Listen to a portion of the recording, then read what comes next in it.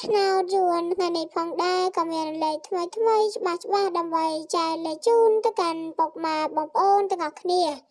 សម្រាប់តម្រុយឆ្នោតយួននៅថ្ងៃនេះផងដែរក៏បានយកលេខអាវងចំនួន4គ្រាប់ដើម្បីចែកលេខជូនទៅកាន់ពុកម៉ែបងប្អូនទាំងអស់គ្នាហើយមុននឹងចូលទៅកាន់វីដេអូសូមពុកម៉ែបងប្អូនក៏ដូចជាប្រិយមិត្តទាំងអស់គ្នាកុំភ្លេចជួយចុច like subscribe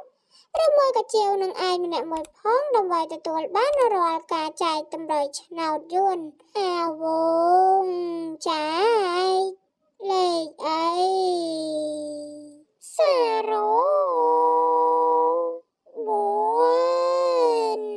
អាវងចែកលេខអី92អាវ